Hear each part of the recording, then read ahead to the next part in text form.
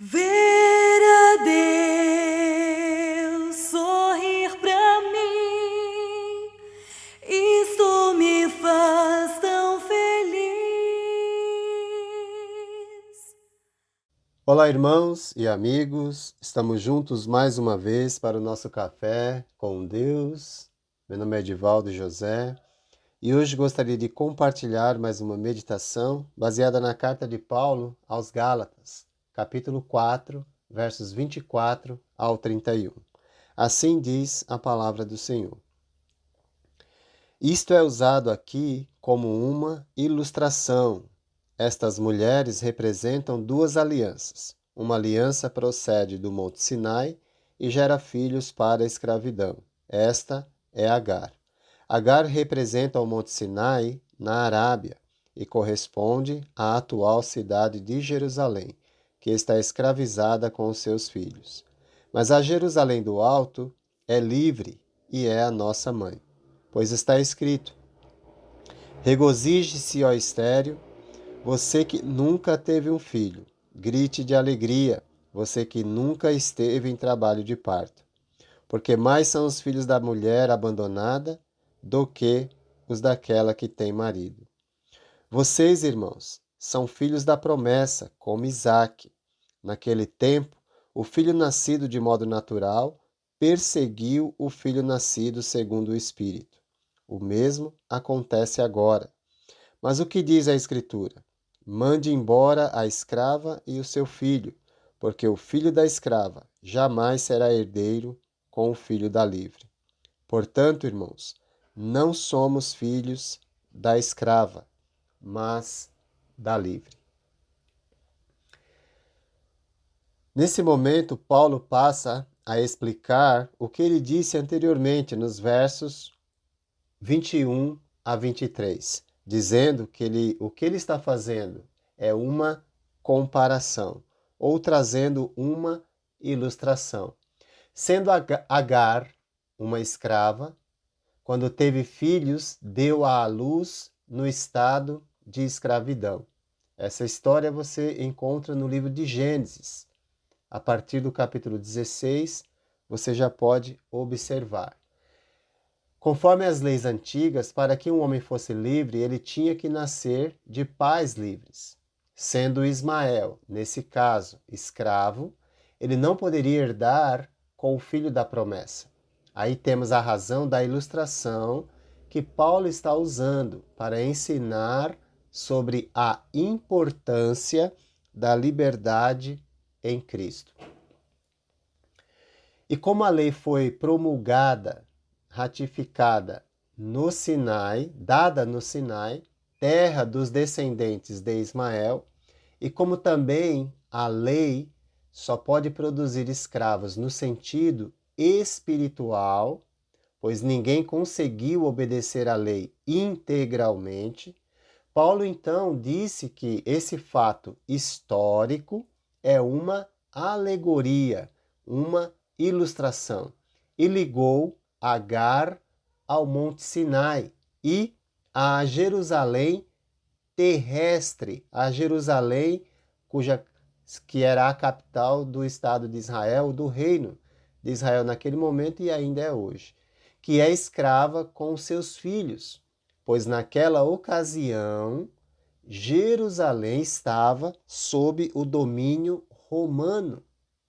Logo em seguida, ele explica dizendo que aquilo que ele está dizendo corresponde, ou seja, Jerusalém, que estava em estado de escravidão política através dos romanos e espiritual através do legalismo criado pelos próprios líderes religiosos, pela sua interpretação da lei, isso por não receberem a liberdade que Cristo Jesus, o Messias, veio trazer. Pois Jesus havia dito no Evangelho de João, em capítulo 8, verso 36, se o Filho os libertar, vocês de fato serão livres.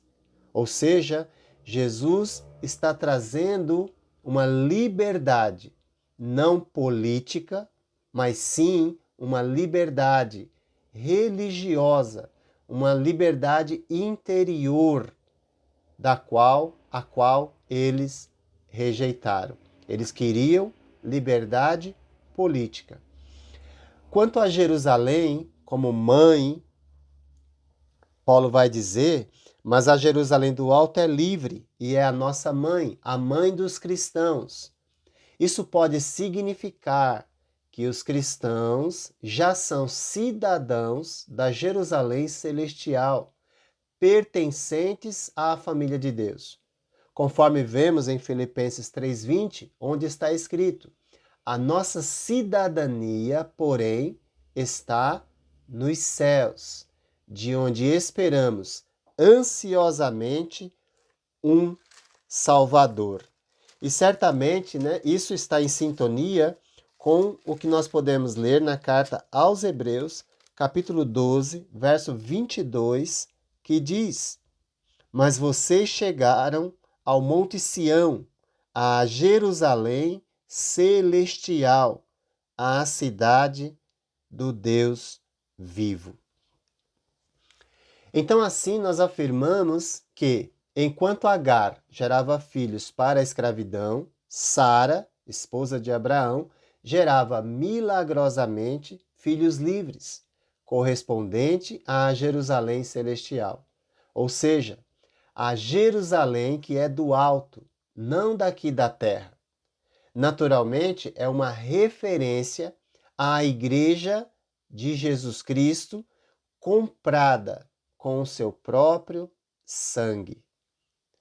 O conceito da Jerusalém celestial apresentado por Paulo revela a superioridade da Igreja em relação a Israel, pois a Igreja é chamada por Paulo de o novo Israel de Deus. O verso 27 que lemos, que nos diz: pois está escrito, regozije-se, ó estéril, você que nunca teve um filho, grite de alegria, você que nunca esteve em trabalho de parto, porque mais são os filhos da mulher abandonada do que os daquela que tem marido. É uma citação de Isaías, capítulo 54, verso 1, que predizia a vasta multiplicação dos filhos de Jerusalém em contraste com a desolação do povo em sua época, que estavam prestes a irem, na época de Isaías, para o exílio na Babilônia. Eles haviam perdido a esperança, mas Deus os traria de volta. No verso 28, Paulo enfatiza claramente, com todas as letras, dizendo: vocês, irmãos, são filhos da promessa, como Isaac. Ou seja, os descendentes espirituais de Abraão pertencem à Jerusalém celestial por terem se tornado participantes do pacto da promessa, estabelecido antes da lei, e, portanto, estando inteiramente independentes dela. Ou seja, os cristãos, eles são considerados filhos da promessa pelo caminho de Isaac, pela intervenção divina, pelo milagre da ressurreição dos membros amortecidos de Abraão e pela graça divina que pôde substituir Isaac no altar, conforme você pode ler em Gênesis capítulo 22, e não como descendência natural de Abraão, já que Ismael nasceu pela união de Abraão com Agar, numa tentativa de Sara a ajudar Deus no cumprimento da sua promessa, já que ela era estéril.